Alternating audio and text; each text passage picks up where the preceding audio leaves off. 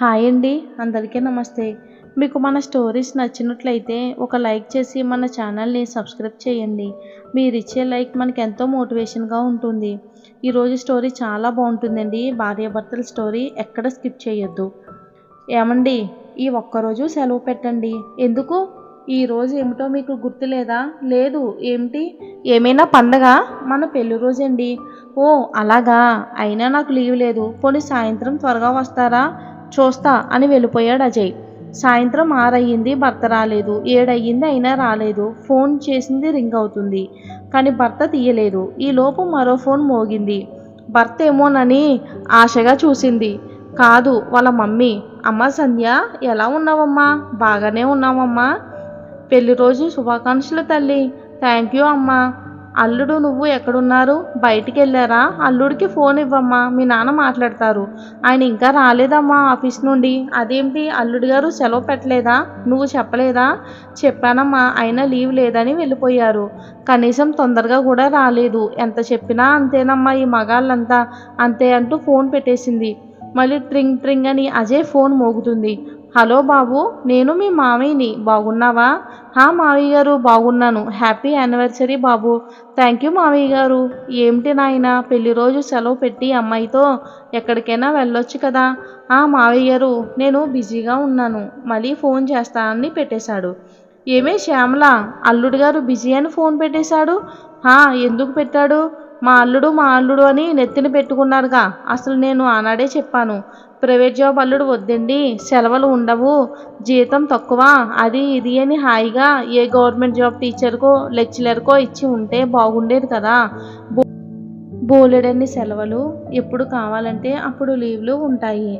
నా మాట విన్నారా? మంచి సంబంధం, మీ చెల్లెల కొడుకు అని నా నోరు మూయించి పెళ్లి చేశారు. ఇప్పుడు చూడండి. అబ్బబ్బా, ఇప్పుడు ఏమైందే? కారాలు మిరియాలు నూరుతున్నావు? వాళ్ళిద్దరూ బాగానే ఉన్నారు. అన్నీ మీరు నేను అనుకోవటం కాదు, అమ్మాయి చెప్పాలి. మళ్ళీ అమ్మాయి ఫోన్ మోగింది. అమ్మా చెప్పమ్మా, ఈ అమ్మ వచ్చాడా అల్లుడు? లేదమ్మా, ఫోన్ కూడా ఎత్తడం లేదు. అదేంటి, టైం 9:30 అవుతుంది, ఇంకా రాకపోవడం ఏంటి? ఏమో అమ్మా, ఈయన ఎప్పుడు ఇంతే. అది సరే కానీ అబ్బాయి నేను బాగా చూసుకుంటున్నాడా? బాగానే చూసుకుంటున్నాడమ్మా. కాకపోతే ఎక్కువ టైం ఆఫీస్లోనే పని పని అని నాతో ఎక్కువసేపు ఉండరు. పెళ్లి రోజుకి చీర ఏమన్నా కొనిచ్చాడా అమ్మా? లేదమ్మా, అసలు ఆయనకి గుర్తు లేదంట. ఏమిటో, ఒక్కగానొక్క కూతురివి, మహారాణిలా చూసుకున్నాము. మేము ఏది కావాలంటే అది కొనిచ్చేవాళ్ళం. ఇప్పుడేమో ఇలా బాధపడుతున్నావు. నేను బాగానే ఉన్నాను. టింగ్ టింగ్ అని కాలింగ్ బెల్ మోగుతుంది. సరే ఉంటానమ్మా, ఆయన వచ్చినట్లున్నారు. చెంగున వెళ్ళి డోర్ ఓపెన్ చేసింది. తీరా చూస్తే హౌస్ ఓనర్ ఆంటీ. సారీ అమ్మా, పొద్దున్నుండి లేము, బయటికి వెళ్ళి ఇప్పుడే వచ్చాము. Happy marriage day. Thank you aunty. అబ్బాయి ఉన్నాడా అమ్మా? ఇంకా రాలేదు ఆంటీ. వచ్చాక తనకు కూడా చెప్పమ్మా. సరే ఆంటీ. వచ్చి సోఫాలో కూర్చుని అవలీలగా కళ్ళు మూసుకుని ఏవో జ్ఞాపకాలు అలా అలా నుదుటి మీద జుట్టు జాలువారినట్లు వస్తున్నాయి. చిన్నప్పుడు తను ఆడుకున్న రోజులు, స్నేహితులతో పిక్నిక్ వెళ్ళిన రోజులు, అమ్మ చేతి గోరు ముద్దలు తిన్న రోజులు, పెద్ద మనిషి అయిన రోజులు, ఓణీ వేసి సిగ్గుపడిన రోజులు, కాలేజీలో పాట పాడిన రోజులు, తనని ప్రేమించిన కుర్రాళ్ళు వెంటపడిన రోజులు, 20 ఏళ్ళు వచ్చిన అమ్మ ఒడిలో పడుకున్న రోజులు, తన బర్త్డేకి నాన్న స్కూటీ కొనిచ్చిన రోజులు అన్నీ ఒక్కసారి వచ్చి కళ్ళల్లో నీళ్లు తిరిగాయి. నిద్రమత్తులో పడబోయి ఉలిక్కిపడి లేచింది. ఎదురుగా చూస్తే తన భర్త అజయ్ కూర్చుని ఆమెనే చూస్తున్నాడు. ఏమండి, మీరెప్పుడొచ్చారు అంటూ భర్తని హక్ చేసుకుంది. ఏమైంది సంధ్య? డోర్ వేయకుండా పరధ్యానంగా ఉన్నావు, ఏమైంది? అబ్బాయి ఏమీ లేదండి, మీకోసమే ఎదురు చూస్తున్నాను. సారీ సంధ్య, లేట్ అయ్యిందంటూ టైం చూస్తే 11 అయ్యింది. ఆఫీస్లో ఓవర్ టైం చేశాను, అందుకే లేట్ అయ్యింది. అయ్యో సారీ ఎందుకండి, మీ గురించి నాకు తెలీదా అని అంది. అదేమిటి, నా మీద కోపంగా లేదా అన్నాడు. కోపం ఎందుకండి, ఇప్పటికైనా వచ్చారు కదా, అన్నం తిన్నావా?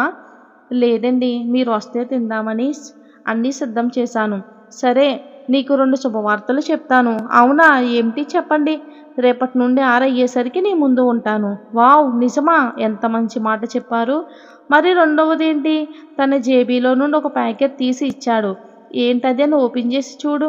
ఓపెన్ చేస్తే తనకెంతో ఇష్టమైన నెక్లెస్. తను ఆశ్చర్యపోయింది. ఏమండి ఇది నేను నేను అంటుంటే, అవును సంధ్య. సరిగ్గా 1 ఇయర్ క్రితం నువ్వు కోరిన నెక్లెస్. అప్పుడు నాకు స్తోమత లేక కొనివ్వలేకపోయాను. దానికోసం ఇన్ని రోజులు ఓవర్ టైం చేశాను. డబ్బులు దాచాను. ఈరోజు దాన్ని కొనగలిగాను అంటూ గర్వంగా చెప్పాడు. తన భార్య కళ్ళల్లో ఆనందం, ప్రేమ, ఆశ్చర్యం, బాధ అన్నీ ఒక్కసారిగా వచ్చాయి. తన భర్తను హగ్ చేసుకుని గట్టిగా ఏడ్చింది. ఏమైంది సంధ్య అని అడిగాడు. నా కోసం మీరింత కష్టపడ్డారంటే నేనంటే మీకెంత ప్రేమండి. నేనే మిమ్మల్ని సరిగ్గా అర్థం చేసుకోలేక అప్పుడప్పుడు బాధపడ్డాను. నన్ను క్షమించండి. నో సంధ్య, నేనే టైం స్పెండ్ చేయలేకపోతున్నా. సారీ. నాకు ప్రమోషన్ కూడా వచ్చింది సంధ్య. నా జీతం డబుల్ అయ్యింది. ఇక నుండి మనకన్నీ మంచి రోజులే అనగానే భార్య ఇంకా ఆనందపడింది. ఇద్దరూ కలిసి భోజనం చేసి హాయిగా నైట్ షికారుకి వెళ్ళి అలా అలా చల్లగాలికి తిరిగి వచ్చి హ్యాపీగా పడుకున్నారు. భార్యాభర్తల బంధం అనేది ఎంత గొప్పదో ఈ కథ ద్వారా కూడా మనకి తెలుస్తుంది. ఇంతటితో ఈ కథ ముగిసింది. ఈ స్టోరీ నచ్చినట్లయితే మన ఛానల్ని లైక్ చేసి సబ్స్క్రైబ్ చేసుకోండి. Thanks for watching friends. రేపటికి మరో స్టోరీలో మళ్ళీ కలుద్దాం. అండ్ మీరు లైక్ చేయటం వల్ల ఈ వీడియో ఇంకొక నలుగురికి వెళ్ళే అవకాశం ఉంటుంది.